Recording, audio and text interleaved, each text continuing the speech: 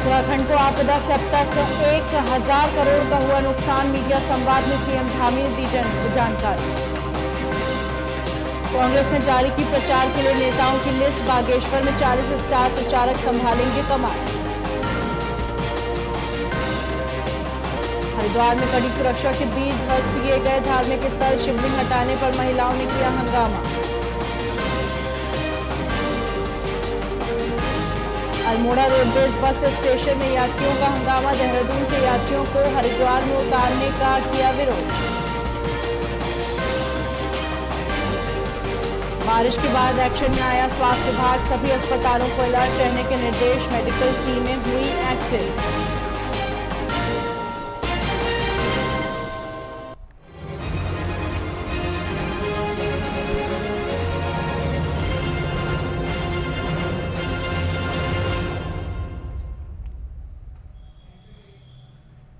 नमस्कार, स्वागत है आपका। आप देख रहे हो उत्तराखंड लाइव। मैं हूं आपके साथ है ना। उत्तराखंड में मानसून कहर बरपा रहा है। भारी वर्षा व भूस्खलन से जनजीवन बुरी तरह प्रभावित है और साथ ही जानमाल की व्यापक क्षति उठानी पड़ रही है। वहीं मौसम की बात करें तो प्रदेश के ज्यादातर क्षेत्रों में आंशिक बादल छाए हुए हैं। आज भी देहरादून समेत 8 जिलों में गरज चमक के साथ भारी वर्षा हो सकती है।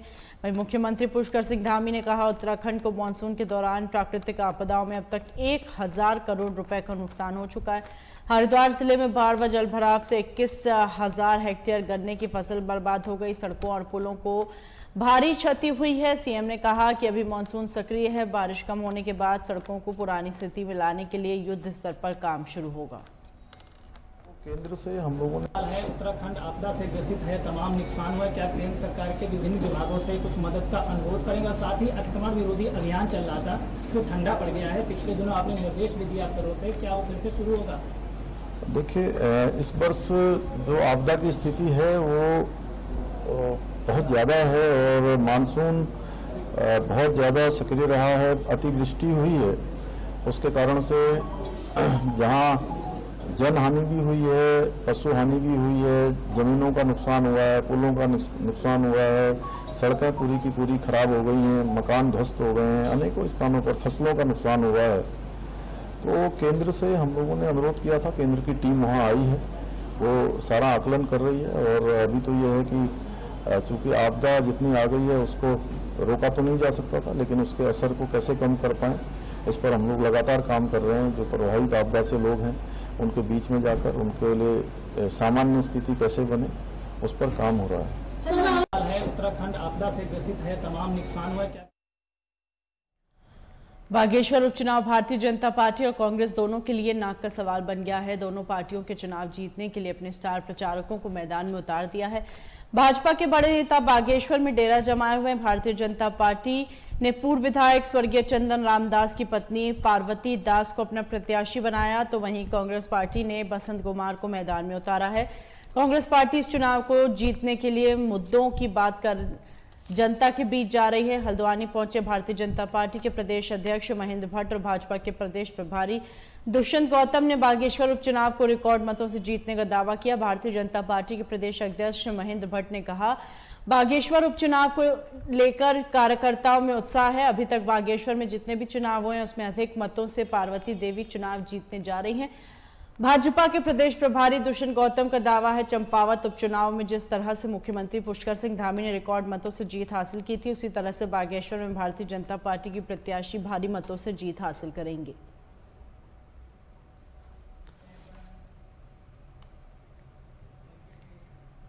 हरिद्वार के मुख्यमंत्री पुष्कर सिंह धामी के निर्देश के बाद अवैध धार्मिक स्थलों के खिलाफ एक बार फिर अभियान शुरू किया गया। हरिद्वार प्रशासन ने जमालपुर कला में प्राइमरी स्कूल के अंदर बनी अवैध मजार को ध्वस्त किया और उसके बाद जगजीतपुर में मेन रोड के किनारे बने धार्मिक स्थल को हटवाया। ध्वस्तीकरण की कार्रवाई के दौरान प्रशासन ने काफी सतर्कता बरती और दोनों ओर बैरिकेडिंग लगाकर रास्ते को रोक दिया। इस मौके पर एडीएम पीपल शाह, लोक निर्माण विभाग, नगर के अधिकारियों के साथ ही पुलिस फोर्स तैनात रही। वहीं बताया जा रहा है प्रशासन ने हरिद्वार में और भी अवैध धार्मिक स्थलों को चिन्हित किया है। आने वाले समय में उन पर कार्रवाई हो सकती है।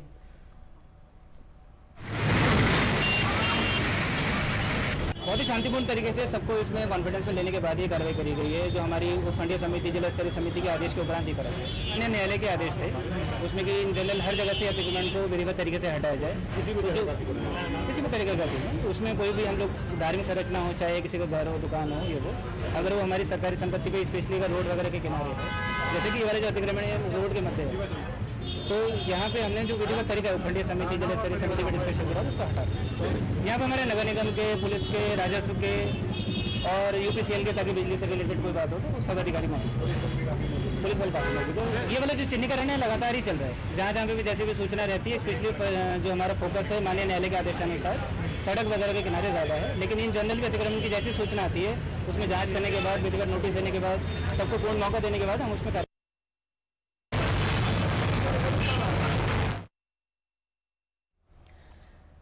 नैनीताल दुग्ध उत्पादक सहकारी संघ का 74वां वार्षिक सामान्य निकाय अधिवेशन आयोजित किया गया। कार्यक्रम के मुख्य अतिथि पर्यटन राज्य मंत्री अजय भट्ट द्वारा अधिवेशन का शुभ आरंभ किया गया और कार्यक्रम में 246 करोड़ 94 लाख रुपए का बजट पारित किया गया। इस दौरान अधिवेशन को संबोधित करते हुए केंद्रीय राज्य मंत्री अजय भट्ट ने कहा, नैनीताल दुग्ध संघ द्वारा जनपद में दुग्ध सहकारिता के क्षेत्र में बेहतरीन कार्य किए जा रहे हैं, जिसमें जल्द ही लालकुआं में 1 लाख लीटर दैनिक क्षमता का आधुनिक डेयरी प्लांट शुरू कर दिया जाएगा। वहीं नैनीताल दुग्ध संघ अध्यक्ष मुकेश बोरा ने कहा, सामान्य निकाय अधिवेशन पर्वतीय क्षेत्र में दुग्ध व्यवसाय को और अधिक सशक्त किए जाने के उद्देश्य से एक नई पहल की शुरुआत की है, जिसके भविष्य में बेहतरीन परिणाम आएंगे। हमारे गांव घर मोहल्ले भी आज जो हम आत्मनिर्भर होने की बात प्रधानमंत्री जी ने कही है, दुग्ध संघ उसमें बहुत बड़ा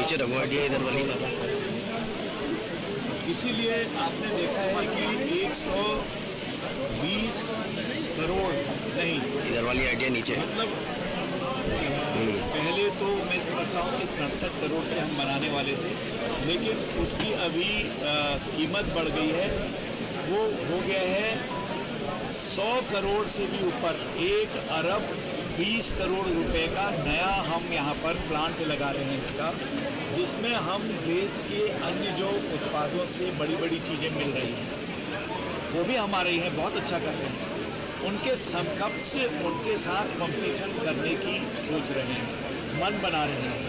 तो वो लालकुआं में हमारा लगेगा इतना बड़ा प्लांट, इतना बड़ी धनराशि केंद्र सरकार ने दी है। मैं माननीय मोदी जी को और केंद्रीय मंत्री जी को हम अपनी बधाई देते हैं, अपने यहाँ के मंत्री जी जो हमारे दुग्ध संघ के हैं तथा यहाँ के जो मुकेश बोरा जी चेयरमैन, ये बधाई के पात्र हैं कि एक एक चीज़ को ये केंद्र में लाते रहते हैं और केंद्र सरकार 1 मिनट नहीं लगाती हर बार। आज तरह से यहाँ इनाम बांटे गए हैं। आज देखिए पर्वतीय क्षेत्र में भी मेरी माताओं बहनों ने एक इतिहास रच दिया है। कहाँ ले जाएंगे दूध, फेंक देते थे गांव में, या वहीं मट्ठा बनाया या घी बना लिया, उसका यूज़ नहीं कर पाते थे। आज दूध के एक एक बूंद का उपयोग हो रहा है और उससे हम एक से एक वस्तुएं तैयार कर रहे हैं। जो आत्मनिर्भर का निर्णय लिया था, आत्मनिर्भर का आह्वान किया था प्रधानमंत्री जी ने, वो दुग्ध संघ यहाँ पर उत्तराखंड में करके दिखा रहा है। ये सबसे बड़ी बात है। इस विभाग के मुखिया माननीय सौरभ बोगड़ा जी दुग्ध विकास तब से निरंतर आंचल ने नई नई उपलब्धियाँ हर क्षेत्र में पाई है, चाहे वो टेट्रा पैक के क्षेत्र में हो, चाहे आइसक्रीम के क्षेत्र में हो। मुझे बड़ी प्रसन्नता हो रही है आप सबके माध्यम से ये जानकारी देते हुए माननीय सौरभ बोगड़ा जी के नेतृत्व में और माननीय प्रदेश के मुख्यमंत्री पुष्कर सिंह धामी जी के आशीर्वाद से हम पहली बार माननीय सौरभ बोगड़ा जी के निर्देश पर कि दुग्ध उत्पादकों की दरें बढ़नी चाहिए 8 रुपये प्रति लीटर, हमने 1 वर्ष में माननीय सौरभ बोगड़ा जी के निर्देश पर दुग्ध उत्पादकों के दाम बढ़ाए और हमने प्रदेश के लगभग 52,000 दुग्ध उत्पादकों को लाभान्वित किया है। उसी कड़ी में ये अधिवेशन अपने आप में भी अलग होता है, जहाँ हमारे देश के प्रधानमंत्री माननीय नरेंद्र मोदी जी और प्रदेश के मुख्यमंत्री माननीय पुष्कर सिंह धामी जी और हमारे दुग्ध विकास मंत्री माननीय सौरभ बोगड़ा जी कहते हैं कि गाँव के रिवर्स बनाएं। तो मैं कह सकता हूं कि आज जो पर्वतीय क्षेत्र में 74वीं वार्षिक सामान्य निकाय लालकुआं से हट करके यहाँ पर हुई है और इसका प्रतीक है कि 29,000 उत्पादक आज उनके प्रतिनिधि हमारे पर्वतीय क्षेत्र में आए और उसका परिणाम ये होगा आने वाले समय में 50% की ग्रोथ। मैं आपको कह सकता हूँ कि आने वाले एक पर्वतीय क्षेत्र में एक दुग्ध क्रांति जागेगी, मुझे ये उम्मीद है, क्योंकि इसमें पंडित स्वर्गीय नारायण दत्त तिवारी जी जो उत्तर प्रदेश और उत्तराखंड के मुख्यमंत्री रहे हैं, श्रीमान हेमवती नंदन बहुगुणा जी जो उत्तर प्रदेश के मुख्यमंत्री रहे हैं और यहाँ उत्तराखंड के यशस्वी नेता रहे हैं, और इसी क्षेत्र के निवासी स्वर्गीय प्रताप भैया जी जो उत्तर प्रदेश में स्वास्थ्य एवं सहकारिता मंत्री रहे और मेरे पूज्य स्वर्गीय ताऊ जी हैं। उन सब की प्रेरणा से मैं कह सकता हूँ कि एक नई श्वेत क्रांति हम पर्वतीय क्षेत्र में आने वाले समय में चलाएंगे। उस सब में मीडिया का और जनप्रतिनिधियों का, हमारे सभी विधायकों का और विशेषकर इस क्षेत्र के जनप्रिय सांसद माननीय अजय भट्ट जी का समय समय पर मार्गदर्शन, आशीर्वाद, और सौरभ बहुगुणा जी जो माननीय दुग्ध विकास मंत्री, उनका निरंतर हमको मॉनिटरिंग और आशीर्वाद मिल रहा है। तो मैं कह सकता हूँ कि नैनीताल दुग्ध संघ आने वाले समय में नए आयाम छुएगा और उस सब में आप सब की भी, मीडिया के और पत्रकारों की जो भूमिका दुग्ध संघ को आगे बढ़ाने में, फेडरेशन को आगे बढ़ाने में रही है, मैं उसके लिए भी समस्त जनपद और प्रदेश के दुग्ध उत्पादकों की ओर से आप सबका भी अभिनंदन करता हूँ कि विपरीत परिस्थितियों में आप लालपुआ, रामनगर, हल्द्वानी और विभिन्न जनपद और प्रदेश के क्षेत्रों से यहाँ पर हमारी दुग्ध क्रांति को आगे बढ़ाने के लिए यहाँ पर आए। मैं आपका भी तहे दिल से धन्यवाद करता हूँ। लगभग हमने 51 दुग्ध उत्पादकों को प्रोत्साहित करा है, जिसमें पड़ते जाड़ों के समय में हमेशा रेट डाउन होते हैं, लेकिन माननीय सौरभ बहुगुणा जी जो कैबिनेट मंत्री दुग्ध विकास है, उनका कुशल प्रबंधन, उनका नेतृत्व हमको निरंतर आगे बढ़ने को सिखा रहे हैं। और 25 अगस्त से हम 1 रुपया दुग्ध उत्पादकों का मूल्य फिर बढ़ा रहे हैं, क्योंकि आप सबको पता है 1 महीने पहले हमने 2 रुपये बढ़ाया है और 1 रुपया 25 अगस्त से पुनः मैं बढ़ाने की घोषणा कर रहा हूँ और आप सबके माध्यम से कर रहा हूँ। ये निर्देश माननीय मंत्री सौरभ बहुगुणा जी ने मुझे दिए हैं कि इस AGM का लाभ उस आम उत्पादक को हो जो गांव में बैठ करके दूध दूह रहा है और हमको आंचल को नैनीताल दुग्ध संघ को दे रहा है। तो मुझे बड़ी प्रसन्नता हो रही है कि माननीय मंत्री जी के निर्देश को हमारे अधिकारियों ने और हमारी प्रबंधक कमेटी ने सर आंखों में लेते हुए आज ही हम घोषणा कर रहे हैं और 25 तारीख से हम अपने दुग्ध उत्पादक को 1 रुपया रेट बढ़ा करके 46 रुपये लीटर करेंगे। और वर्तमान में 25 तारीख से हम किसी भी उपभोक्ता के रेट नहीं बढ़ा रहे, ये भी मैं आपके माध्यम से वो दे रहा हूँ। आगे हम व्यावसायिक गणना करेंगे, उसके बाद जो निर्णय लेना होगा उसको फिर आपको बताएंगे। भारतीय किसान यूनियन तोमर के कार्यकर्ताओं द्वारा उत्तराखंड के नारसन बॉर्डर पर स्थित वाणिज्य कर सचल दल के कार्यालय पर धरना प्रदर्शन किया गया। इस दौरान कार्यकर्ताओं ने वाणिज्य कर सचल दल के खिलाफ जमकर नारेबाजी की। भारतीय किसान यूनियन तोमर के जिला अध्यक्ष विकेश बालियान ने आरोप लगाया कि यूपी उत्तराखंड की सीमा पर जब किसान अपनी ज़रूरतों का सामान खरीद कर लाते हैं तो वाणिज्य कर सचल द्वारा किसानों से अवैध उगाही की जाती है। उधर वाणिज्य कर सचल दल के असिस्टेंट कमिश्नर अंजनी कुमार ने सभी आरोपों को निराधार बताया। भारतीय किसान यूनियन तोमर के कार्यकर्ताओं द्वारा अभी तक कोई मांग पत्र नहीं सौंपा गया है। यदि कोई मांग पत्र सौंपा जाता है तो मांग पत्र पर नियमानुसार कार्रवाई की जाएगी। साथ ही उन्होंने बताया कि अधिकांश कृषि संबंधी उत्पाद टैक्स फ्री है।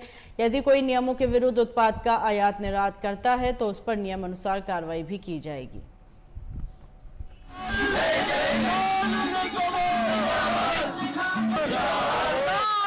धरने का हमारे आदमी जो उत्तराखंड के आदमी हमारे उत्तर प्रदेश से नाता रिश्तेदारी सब चीज सामान लेने चले जाओ, पुरका भी चले जाओ, मुजफ्फरनगर चले जाओ, सेल टैक्स का कोई भी अधिकारी पकड़ेगा 1 लाख रुपए का जुर्माना उनको काट दे।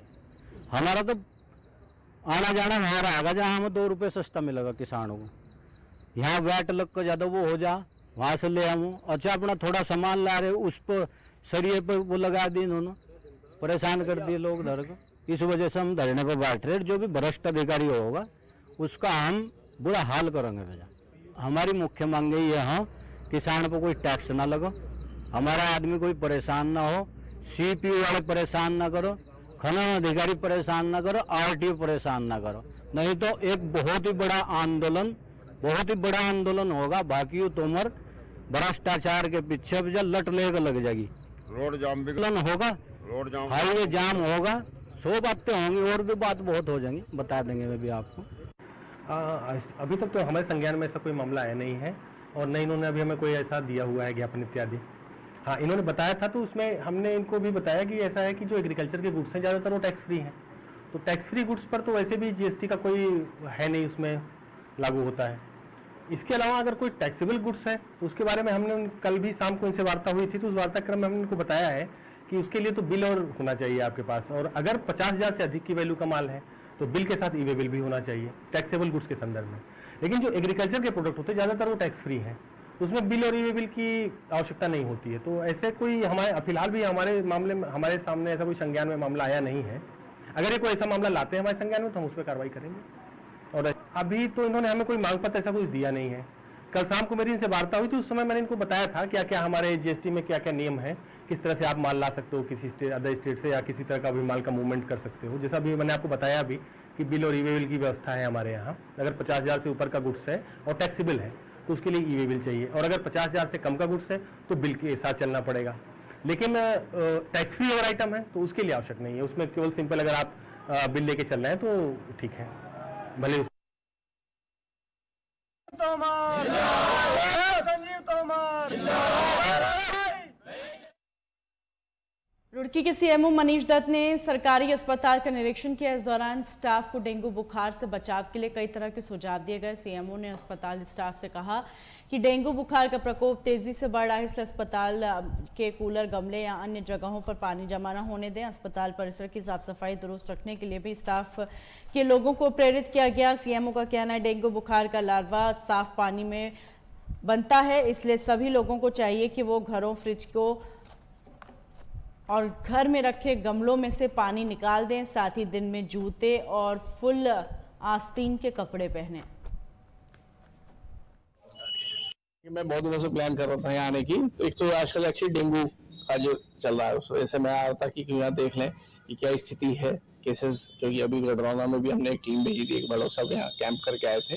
थोड़े केसेस इस समय बढ़ भी रहे हैं, तो यहाँ तो खैर आपके सामने ही मैंने देखा है, यहाँ तो साफ सफाई उस मामले में, कहीं पानी की रुकावट, कूलर भी देख लिए हैं, सब ठीक है, ऐसी स्थिति नहीं है। लेकिन आपके माध्यम से मैं ये जरूर कहना चाहूँगा, जो भी आपके हिसाब से देख पाए चैनल को या पेपर को, कि अपने घर के आसपास साफ पानी ना जमा होने दें।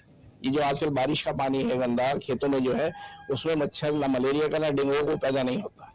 समस्या है हमारे घर में जो, जैसे कूलर हुआ या फ्रिज की ट्रे हुई या फ्लावर वास है जिसमें मनी प्लांट लगा देते हैं, कोई बोतल है, कोई छोटा सा दोना है जिसमें प्लास्टिक लगी हुई है जिसमें पानी सूखे ना, छोटे प्लास्टिक के ग्लासेस हैं, कप्स हैं, इनमें पानी नहीं इकट्ठा होने। अगर कहीं इकट्ठा है उसे उल्टा करके रखें या डिस्कार्ड करें, हफ्ते भर में एक बार जरूर सफाई करें, तो उससे डेंगू का जो है मच्छर नहीं पनपेगा, लार्वा नहीं पनपेगा। दूसरा, डेंगू दिन में मच्छर काटता है, रात के 8:30 के बाद काटता नहीं है, तो दिन में जब भी ऐसे हो तो थोड़ा ध्यान रखें, पूरे वहाँ की शर्ट जैसे पहनी हुई है आपने इस तरह से पहन के रखें, मच्छर काटने से बचें जिससे ना काटें।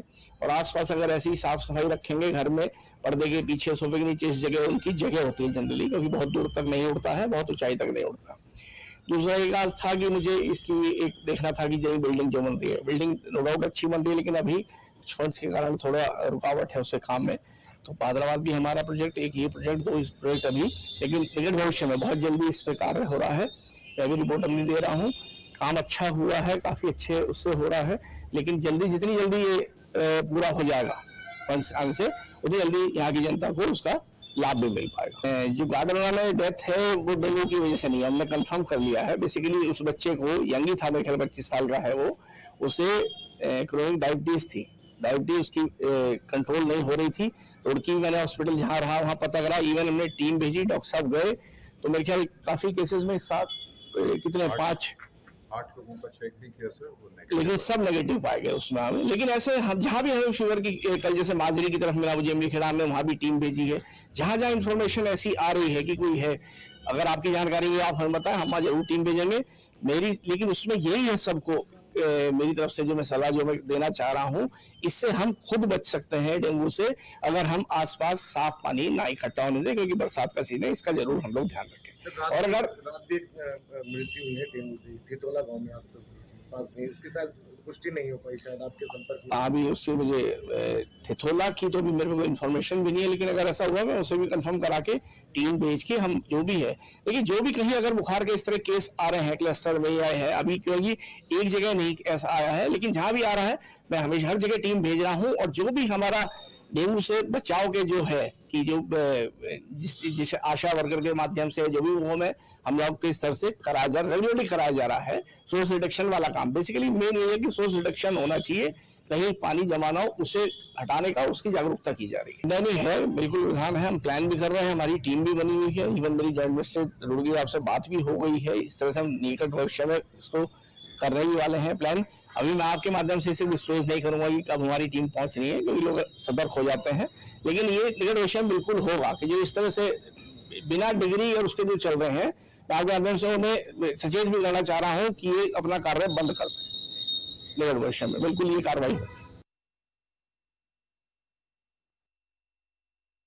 आजादनगर चौक के पास उप कारागार के सामने नवीन गोयल का पाइप और टैंक का बड़ा गोदाम है। 2 दिन पहले अज्ञात चोरों के द्वारा लाखों की चोरी की घटना को अंजाम दिया गया, जिसका रुड़की पुलिस ने मास्टरमाइंड सहित 2 शातिर चोरों को गिरफ्तार कर चोरी का खुलासा किया। पुलिस ने चोरों के पास से 8 लाख रुपए भी बरामद किए। पूछताछ के दौरान अभियुक्त इंजमाम उल हक ने बताया कि उसके पाइप गोदाम में से 2 महीने नौकरी की और गोदाम मालिक ने उसे 10 से 15 दिन पहले नौकरी से निकाल दिया था और उसे पता था कि दुकान का मालिक दुकान का सारा पैसा ऑफिस की अलमारी में रखता है, जिसके बाद उसने अपने साथी के साथ चोरी की घटना को अंजाम दिया। वहीं पुलिस कार्रवाई करते हुए तीनों को जेल भेज दिया। क्या जो हार्डवेयर की इनकी दुकान है वहाँ पर 25 लाख रुपए कैश होने की सूचना पर मुकदमा दर्ज किया गया था, क्योंकि जो प्राथमिक छानबीन में पता चला कि इनके यहाँ पर कुछ लोग कर्मचारी थे जिनको उन्होंने निकाला था बीच में।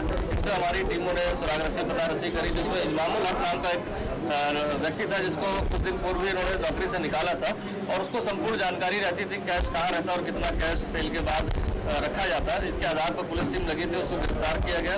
पूछताछ में उसने बताया कि उसने अपने अन्य 3 साथियों जो इंतजार और उनके साथियों के साथ इस घटना को अंजाम दिया था। जो पैसे आए थे उन्होंने बराबर और अपने बीच में बांट लिए। अभी तक 8 लाख रुपए जो मेन अभियुक्त था इंजमामुल हक और उसका जो साथी था इंतजार, उससे बरामद किए गए। अन्य जो उनके साथियों के बारे में पुलिस को जो जानकारी मिली उस पर टीम लगाई गई है। तो मुझे लगता है कि जो भी कैश गया होगा 2 अन्य जो अरेस्ट होंगे तो उनसे रिकवरी करने में इसमें कैश बरामद हो पाएगा। इसमें जो हमारी टीमें लगी है उनको भी उत्साहवर्धन के लिए अभी तो इनको बताया गया है कि इनको आगे पूरी टीम जब अनावरित हो जाता है पूरा केस तो उनको कहीं ना कहीं उचित रिवॉर्ड दिया जाएगा। अभी के लिए है कि उत्साहवर्धन के लिए मैंने टीम को 5,000 का जो कैश रिवॉर्ड के लिए इसमें बताया गया। इसमें 2 लोग अरेस्ट हो गए, इसमें 2 इसमें अरेस्ट हो गए। जो मेन मास्टर माइंड था इंजमामुल हक वो अरेस्ट हो गया, उसका साथी इंतजार था वो भी अरेस्ट हो गया।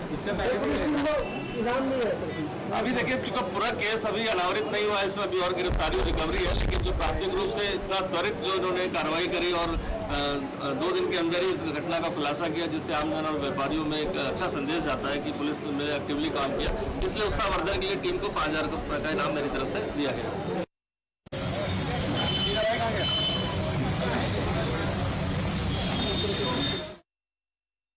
विकासखंड बहादुराबाद में जनप्रतिनिधियों व अधिकारियों के संवाद कार्यक्रम में सांसद डॉक्टर रमेश पोखरियाल निशंक पहुंचे, जहां उन्होंने कहा कि हरिद्वार जिला विकास कार्यों में प्रथम स्थान पर चल रहा है। करीब 3.25 करोड़ रुपए के विकास कार्यों का ब्लॉक मुख्यालय बहादुराबाद में लोकार्पण और उद्घाटन किया गया। पंडित दीनदयाल उपाध्याय सहकारी किसान योजना के अंतर्गत 65 किसानों को 65 लाख रुपए के चेक भी वितरित किए गए।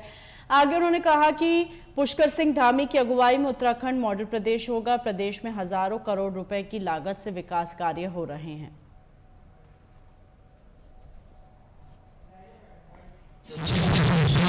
आपको जैसे कि मालूम है कि प्रदेश में चल रहा है, गाँव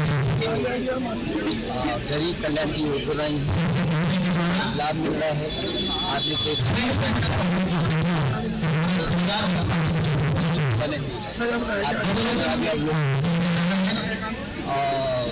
इस तरीके से एक माहौल पूरा तैयार हुआ है।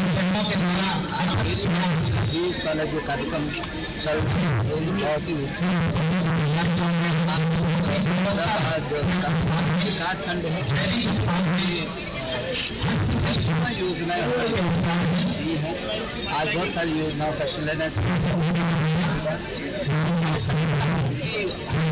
इतिहास में यदि 60 साल एक तरफ ले जाएं तो 60 साल पर भी 9 साल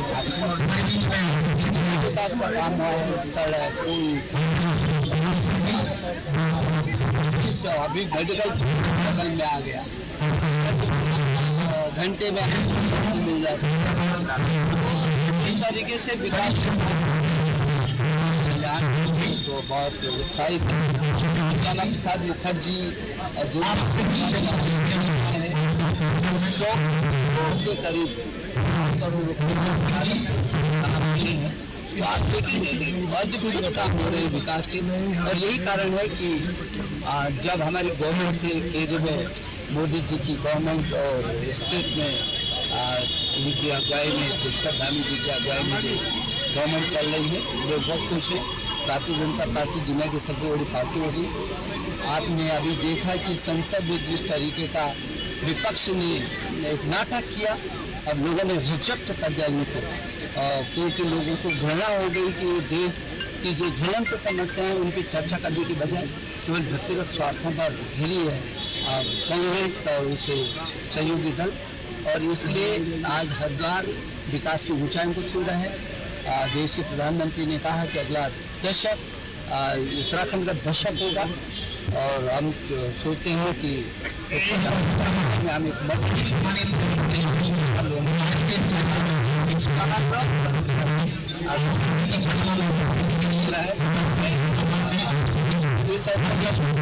देश के अंदर ये जो आज़ादी का स्वर्णिम क्षण चल रहा है, जो देश की 75 वर्ष आज़ादी का अमृत महोत्सव चल रहा है, इसमें हम अपने जो बलिदानी हैं, स्वाधीनता संग्राम सेनानी हैं, भारत माता के उन सपूतों को भी याद कर रहे हैं, संकल्प ले रहे हैं। और इससे आपने देखा कि गांव-गांव से माटी जा रही है और ये विकासखंड के स्तर पर इकट्ठा होगी, फिर यहाँ से एक यात्रा के रूप में भारत की राजधानी दिल्ली जाएगी और वहाँ पर लोकल सब गाँव में अलग अलग जाकर एक जो अमृत उसकी सुगंध खुशबू राष्ट्रभक्तों विश्व जाएगी, ऐसा मेरा भरोसा है। आज हैदराबाद में सभी जितने जनप्रतिनिधि जिलाध्यक्ष सहित सारे हमारे ग्राम प्रधान हैं, क्षेत्र समिति के सदस्य हैं, ब्लॉक प्रधान हैं, सारे का